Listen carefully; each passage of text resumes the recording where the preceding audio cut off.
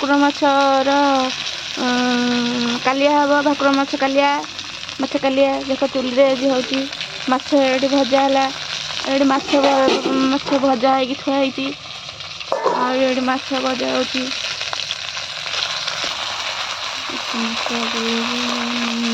ଭଜା ହେଉଛି। ଆଉ ଦେଖ ଏଠି ନେଇଛି ପିଆଜ କଟା, ଧନିଆ ପତ୍ର, କଞ୍ଚା ଲଙ୍କା, ଅଦା ରସୁଣ ଛେଚା, ଟମାଟୋ ଆଉ ଆଳୁ ନେଇଛି। ଏତିକି ଦେଖନ୍ତୁ ମାଛ କାଟିକିରି କରେଇରେ ତେଲ ପକେଇଦେଲି। ତେଲ ପକେଇକିରି ଏବେ ପିଆଜ କଟା ପକେଇବା। ଦେଖ ପିଆଜ ପକେଇଦେଲି।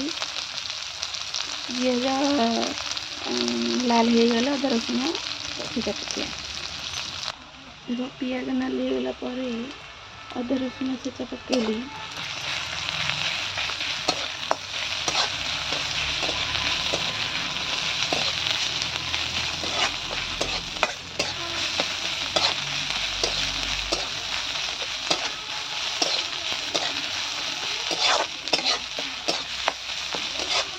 ଅଦା ରସୁଣ ହେଇଗଲା ପରେ ଟମାଟୋ କଟା ପକେଇବା।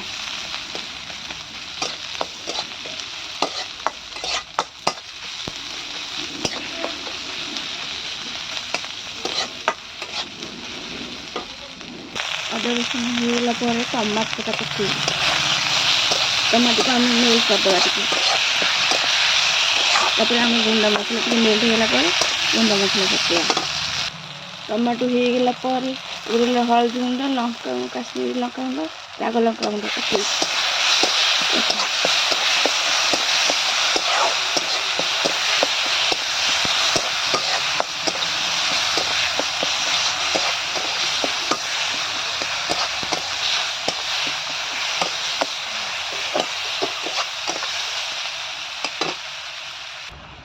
ଦେଖ ମୁଁ ପାଣି ଦେଇଦେଲି ଟିକେ ନାକୁ, ମସଲାଟା କଷିଦେବା ଟିକେ।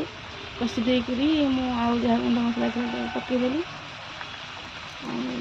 ତରକାରୀ ଏମିତି ଆଉ ଟିକେ କଷେଇବା। ମୁଁ ଆଳୁ ପକେଇ ଦେଇଛି, ମସଲା କଷି ହେଇଛି। ଦେଖନ୍ତୁ ଆଳୁ ପକେଇ ଦେଇଛି। କେମିତି ଦେଖାଯାଉଛି କହିବେ କମେଣ୍ଟ କରିକି।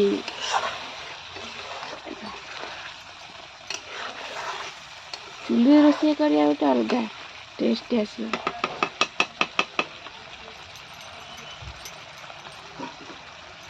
ମୁଁ ପାଣି ଦେଇଦେଲି ତରକାରୀରେ।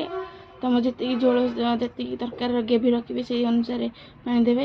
ଦେଖନ୍ତୁ ସ୍ୱାଦ ଅନୁସାରେ ଲୁଣ ପକେଇବା। ସ୍ୱାଦ ଅନୁସାରେ ଲୁଣ ପକେଇଦେବି। ମାଛରେ ବି ଲୁଣ ପଡ଼ିଥାଏ, ଦେଖିକି ପକେଇବେ, ଲୁଣିଆ ହେଇଯିବ। ଫ୍ରେଣ୍ଡସ୍, ଆଳୁ ସିଝି ଆସିଲାଣି। ଏବେ ମାଛ ପକେଇବା। ଫାଷ୍ଟ ମୁଣ୍ଡ ପକେଇବା।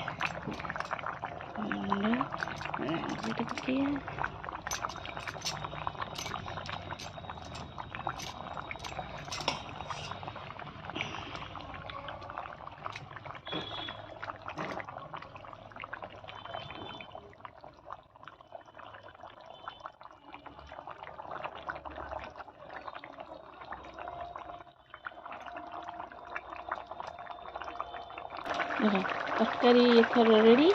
ଆଉ ଦେଖ ଗରମ ମସଲା, ଧନିଆ ପତ୍ର ପକେଇଦେଲି। ତରକାରୀ ଏବେ ପ୍ରସ୍ତୁତ ରେଡ଼ି। ଏଥର ଗରମ ଗରମ ତରକାରୀ ସର୍ଭ କରିକି ସମସ୍ତଙ୍କୁ ଖୁଆଇବି।